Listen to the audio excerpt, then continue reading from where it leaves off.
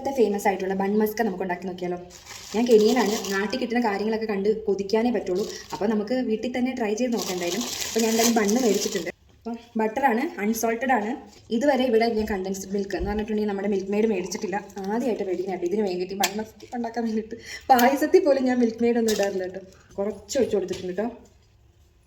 പിന്നെ vanilla essence ആണ് കേട്ടോ വേണ്ടത്, കുറച്ച് ഒഴിച്ച് കൊടുത്തിട്ടുണ്ട്. കൂടുതലായാൽ അതും ചുവയ്ക്കും. അപ്പം നമുക്കിനി ശരിക്കും ഇത് ബീറ്റ് ചെയ്തെടുക്കാം. കാരണം ഇവിടെ തണുപ്പായതുകൊണ്ട് ബീറ്റ് ചെയ്തെടുക്കാൻ ഭയങ്കര പാടായിരിക്കും, എന്നാലും ബീറ്റ് ചെയ്തെടുക്കാം കേട്ടോ. വേണ്ടോ, ഒരുവിധം ഞാൻ ബീറ്റ് ചെയ്ത് അടിപൊളിയാക്കി എടുത്തിട്ടുണ്ട്. ഇനി നമുക്ക് നല്ലൊരു ചായ വെക്കണം, പിന്നെ ബണ്ണൊന്ന് ചൂടാക്കി എടുക്കണം. വേണ്ടോ, പാൻ വെച്ചിട്ടുണ്ട്. പാനിൽ സോഫ്റ്റ് ബണ്ണാണ്, എന്നാൽ കൂടുതൽ ടേസ്റ്റ് കിട്ടണമെങ്കിൽ ഒന്നോടെ ഒന്ന് ചൂടാക്കണം.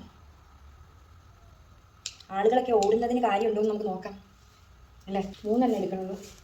അപ്പോൾ ചായ ഉണ്ടാക്കാൻ ചായപ്പൊടി ഇടുക കേട്ടോ. ചായ മസ്റ്റാണ്. ഇനി മസ്റ്റായിട്ടുള്ള കാര്യം ചായയിൽ ഏലക്കയാണ്. നമുക്ക് ഏലക്കയും കൂടി ഇട്ട് കൊടുക്കാം. ഏലക്ക 2 ഇട്ടാം. അപ്പോൾ നമ്മുടെ ബണ്ണ് ചൂടാക്കിയിട്ടുണ്ട്.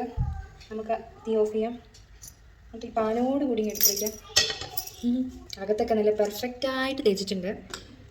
എന്നിട്ടിത് വെച്ചിങ്ങനെ അടയ്ക്കാം. ഇത് ബൺ മസ്കാണെന്ന് അറിയിക്കാൻ വേണ്ടി ഇതിങ്ങനെ പുറത്തും കുടുക്കുടി തേക്കാം. എന്നിട്ട് പൊഞ്ചിനെ നമുക്ക് ഞെട്ടിക്കാം. ഞെട്ടിക്കൽ ബിരിയാണി കൊടുക്കാൻ പറ്റില്ല, അപ്പോൾ ഞെട്ടിക്കൽ ബൺ മസ്കി കൊടുക്കാം. ഓക്കെ, ഒരെണ്ണം അങ്ങനെ റെഡി അതെ. ബൺ മസ്കി അവിടെ റെഡിയാണ്. നമ്മുടെ ചായ ആൻഡ് ബൺ മസ്കി ഇവിടെ റെഡിയാണ് കേട്ടോ. ഇവിടെ ഇത്തിരി ഒരു ചായ പറ്റിയിട്ടുണ്ട്, നിങ്ങൾ തുടക്കിയിട്ട് വേണ്ട. ഇനി നമുക്ക് ടേസ്റ്റ് ചെയ്ത് നോക്കണം. അതിനെ പൊഞ്ചിനെ വിളിക്കാമേ. പൊഞ്ചിക്കടെ വന്നേ. ഓ, ഇങ്ങനെ തെറിച്ച് വന്നെ എന്തിനാ വന്നേ?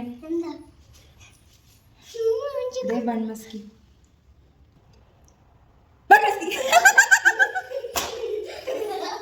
ഞെട്ടിക്കൽ ബൺ മസ്കി. വാ, അത് കഴിച്ചു നോക്കി എങ്ങനെ ഉണ്ടെന്ന്.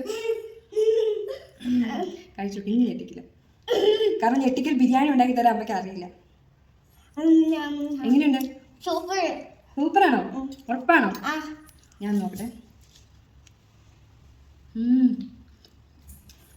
വേറെ എവിടെയും പോയി കഴിക്കുന്ന കേട്ടോ, നമുക്ക് വീട്ടിലുണ്ടാക്കി തിന്നാവുന്നതേ ഉള്ളൂ.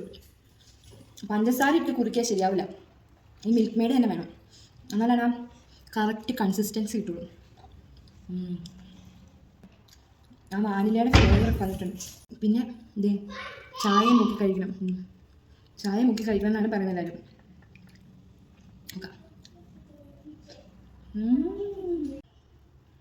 കൊഞ്ചി എങ്ങനെയുണ്ട്? ഈ ചായ മുക്കിയൊന്ന് കഴിച്ചു നോക്കിക്കേ, അതിന് വേറൊരു ടേസ്റ്റാണ്. എന്തായാലും കൊഞ്ച് ഓൾമോസ്റ്റ് ഫിനിഷ് ആക്കിട്ടോ. കൊഞ്ചൊരു സാധനം ഫിനിഷ് ആക്കണമെങ്കിൽ അത് നല്ലതായിരിക്കണം. അന്ന് മാത്രമേ ഫിനിഷ് ആക്കുള്ളൂ. ഇത് കിറിയിലൊക്കെ ഇരിക്കണം, കിറിയിൽ തൂത്തണം.